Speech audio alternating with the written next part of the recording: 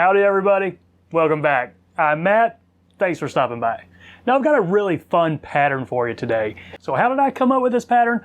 Well, I just looked at what I've tied over the last month, and aside from a few hoppers and one ant pattern, haven't tied a lot of dry flies. Then I go to my bookshelf, find a book that I haven't tied out of in a while, and I picked up Stuart & Allen's Flies for Trout. Flipped to the dry fly section, found a pattern I've never tied. What I came across was Gary LaFontaine's Double Wing.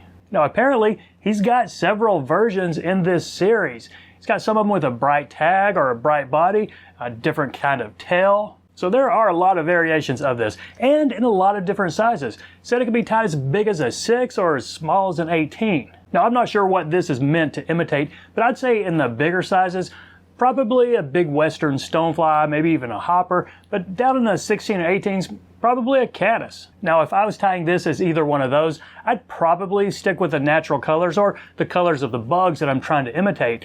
But I'm going to get a little crazy here. I'm going to tie this somewhere right in the middle, on a size 10, which is not really a hopper, but not a caddis either. So I'm going to tie this as a straight up attractor pattern. And I'm going to make it blue. Really, because why not? And I've got this blue hackle that never really even used. Kind of cool looking stuff. Now, will I catch trout with this big funky blue attractor pattern? I have no idea, maybe some of the crazy ones, but I have a feeling this is going to be a pretty good panfish fly. And that's one of the coolest things about fly tying.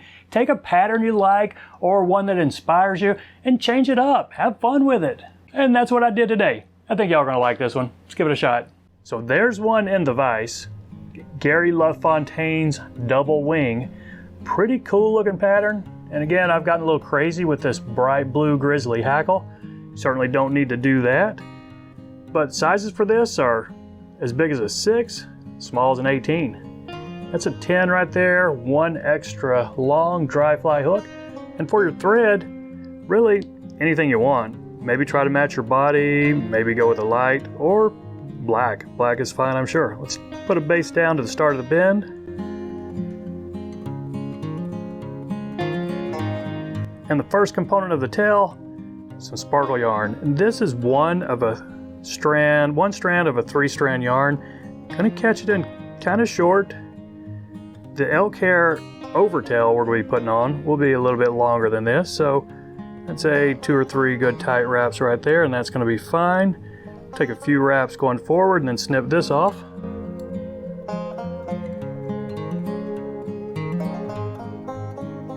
Now take a little bit of elk hair, put it in your stacker. Let's see if this stacked right here. I think it's stacked well enough. That might be a little bit more than I want, but we'll see. No, I think that's fine. But one thing I forgot, let's take this thread up about midway toward the front of where we're gonna tie in our body.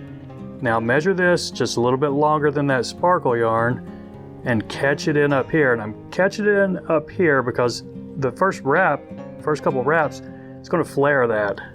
And we don't want it to flare at the back. So it's okay if it flares up front. So I can take some medium to loose wraps going back. Just trying to keep this elk hair right on top. Okay, I think that's on top enough. Now we can snip this excess up front. A few extra wraps just to smooth this area out right here. Now let's catch in our rib, or Palmered hackle. And again, I'm going crazy with this bright blue. So let's just catch this in right here. And I'm not worried at all about the orientation of this one, because we're going to trim a lot of it anyway after we palmer it up. Okay, I think that's fine right there. And either snip or bury that excess stem. Now let's put some wax on our thread and then dub the body.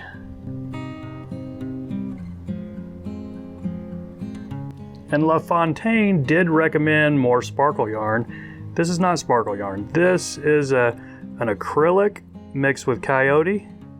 And I think it goes on here pretty cool looking. It's just a neat mix of dubbing. And I'm gonna put about maybe a little bit more than a 2-inch noodle here, because I'm not gonna take it up too far. That last one I had in the vise, I wasn't able to get enough hackle on it. So I'm gonna stop this body just a little bit shorter than that last one.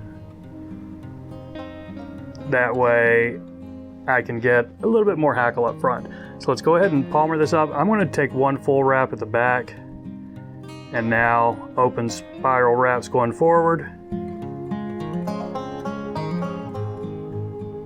A couple of wraps to secure that and snip this excess.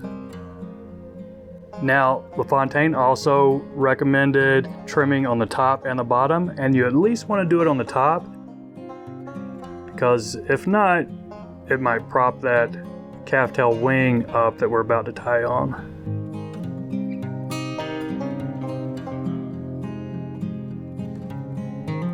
Okay, I think that's going to be fine right there, but go crazy with it if you want. You know, trim it top and bottom, maybe the sides.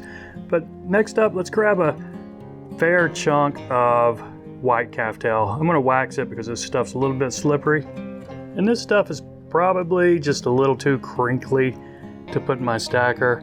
And that, looking at it, that's a little bit more than I want. Let's just grab the tips and then try to thin it out a little bit. Okay, that's a little bit better.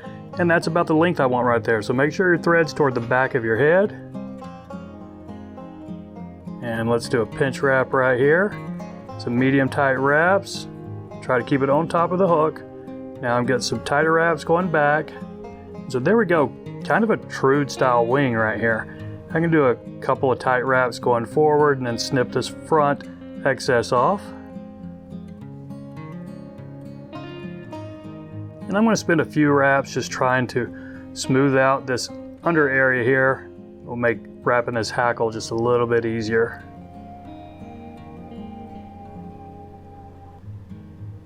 Now that Palmered hackle, I wasn't worried about the size, but this one, I do kind of want to get, you know, the size of the hook. So this is, you know, maybe 1.5 times the hook gap. And I'm going to catch it in right here at the back of this head where I want to start wrapping it. And I'm going to try to catch it in perpendicular to the body. Let's see if I can get that right here. Okay, I think that's pretty close. I'm going to let that stem go forward, wrap it up front, and snip it off close to the eye. Now let's wrap this collar hackle, and I'm going to try to get 5 or 6 wraps. I want it pretty heavily hackled. I mean, this thing should be a high floater. It's a pretty buggy looking fly.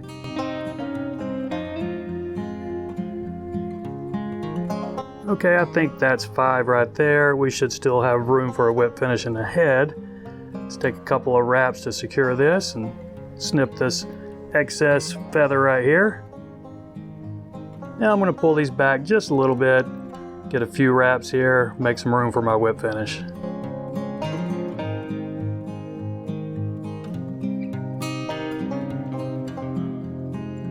So now's the time for cleanup. If you got anything you want to clean up.